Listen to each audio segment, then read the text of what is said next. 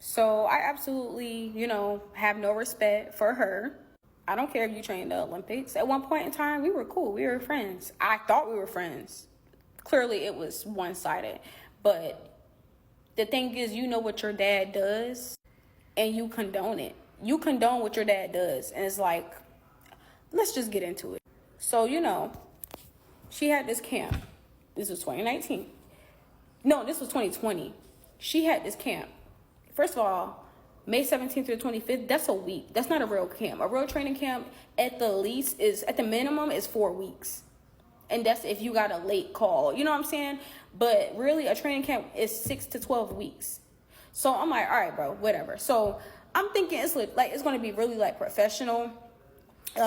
Training, room and board, activities, official away party ticket for Oshae Jones. So let's start, the training was good, but let's start with room and board. So she's saying to stay on campus is $200. To stay off campus is $150. So when I hear campus, I'm thinking dormitory. I'm thinking, something of that nature, like you got the key to the city because you're training for the Olympics. So I'm thinking like, okay, the city done gave you permission to maybe rent half of or not half, but a small fraction of like a university or something because you're repping Toledo, Ohio. So we get there, right? Everybody popping up bit by bit. She's picking up people with her car. And, we all like, okay, so where we going to stay? Like, where's our room? Because we holding our luggage. This is not all of us. It was really like 10 of us. Some people didn't want to take a picture. So we go, and she's like, okay, so we go to the gym because we wanted to see how the gym looked. It was Soul City Boxing Gym. We wanted to see how it looked. This girl takes us to the gym, and then she was like, so I'm going to show y'all where y'all going to stay. And I'm like, okay, cool. I'm thinking it's like we about to leave. So we still in the gym. The gym looks ran down. I don't care.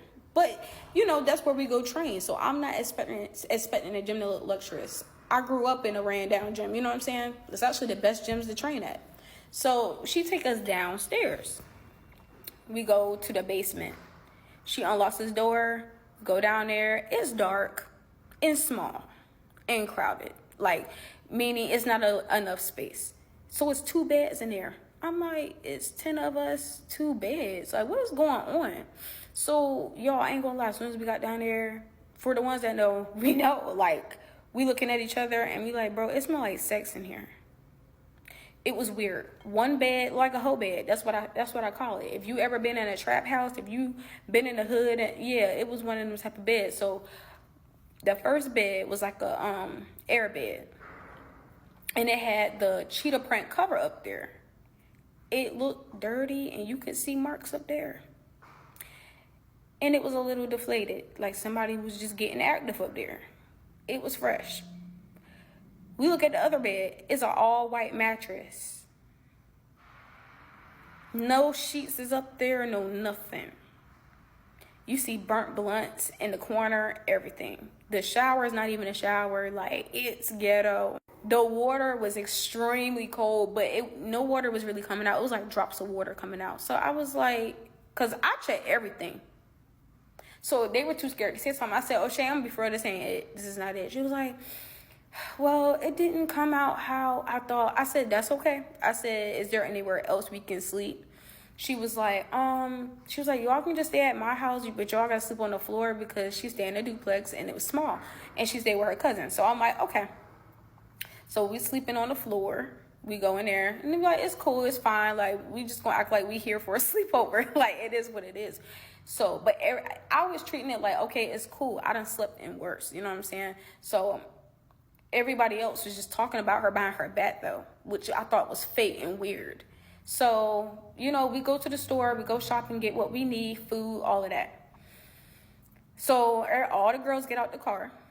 I said, I said, Oshae, I said, stay in the car. And so I get in the front seat.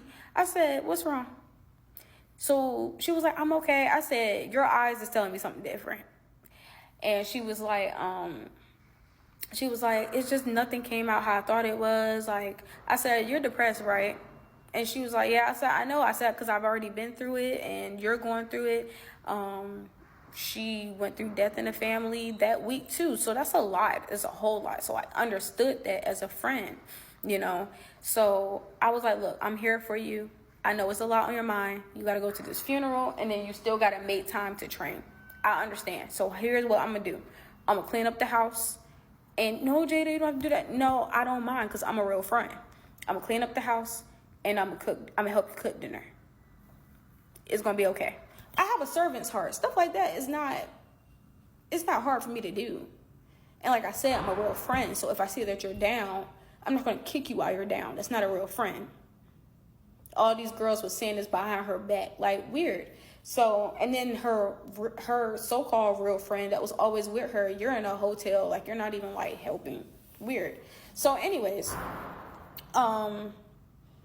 you know, she was starting to make it seem like I was her maid and treating me like I'm just the scum of the earth. And I'm like, I was like, I said, bro, I must be tripping, like, because I'm here for you as a friend, and you like trying to like, you know what I'm saying? Like you're literally doing this, like trying to treat me like I'm the help or something. Like it's just weird. So, it's crazy. So, you know, it's always a girl. When you go to training camps and you're in a house full of girls, it's always that one that just needs so much attention. So we're watching a movie after training. We done ate, all of that. This dark-skinned African woman pops up on the screen. This girl, she's light-skinned. She look African. She's too dark. I said, you might not want to do that. You might not want to say that. And so somebody paused it, and she was like, is there a problem? I said, why is there a problem? I said, you have to understand, you're light-skinned. So that makes you look like a colorist. Like you have a problem with people that are darker than you. I said, I'm letting you know this. At the time, she's 18, I'm 22. So I'm like, I'm letting you know this because I've seen this play out time and time again, that when you are being racist or you're being colorist towards someone, people start fighting. And I said, that wasn't cool to say. That was not okay to say. And I said what I said, you know, that I did. And she was just like, is there a problem? And she got up, walking up on me. Do you think I'm going to stay on the floor as you're walking up on me? No, I'm going to get up too. So she's swinging at me, didn't land a punch. But she grabbed my shirt. She got a hold on my shirt, and she ripped my shirt. And I was like, I ain't fazed by it. So I walk away, and I slipped on a puddle of water that was on the floor. And she like, yeah, I knocked her out, this, that, and the third. And I was like, but you can't. I said, you can't even knock me out in sparring. You can't even touch me in sparring. And then she got upset. She was like cursing, yelling at me. And I started cursing back at her. I would start going off because, yeah, at this point, you're doing too much. And it was never that deep. So Oshae comes out and didn't see anything that happened and takes up for her. I'm like, what? I said, I said, you're showing favoritism to her because she's dating your brother that's on the same, because both of them, Oshae and the dudes on the USA team. So I'm like, you're taking up for her? And really? I said, oh, wow, okay. So I'm still going off because at this point, I'm like, bro, you didn't even see what happened. Like, I said, for real, you've been acting weird this whole week. I done been there for you and everything. You want to sit there and take sides? Be so for real. All because she dates your homeboy? Who cares? I'm like, who cares, bro? I'm sitting here supporting you. Like, I said, forget it. So I got my stuff. I said, whatever, I'm going. Where are you going to go? I said, clearly, it don't matter to you because you're not even trying to hear what's going on and you're taking sides. That's so, nah. I don't do that. So I'm going off. Her dad come in. He like, you need to calm down. I was like, man, get out my face. I don't give a F, boop, boop, boop. Like, I'm Chris and I'm going off. Now I'm the crazy one. It's funny how I wasn't the crazy one when I was chill and patient with you the whole time. But you know what I'm saying? Y'all know, some of y'all. Because some of y'all are narcissists. So her older brother took me back to the gym. I said, just take me to the gym. I'll sleep in the basement because ain't nobody there. I didn't change my clothes or nothing. I ain't doing any of that. So I slept in my clothes. 3 a.m, I hear somebody unlocking the door. It's her dad. The same man that has had sexual relationships with 15 and 16-year-old girls. Even your baby mama was your fighter at one point. You got her pregnant. You treat her like crap.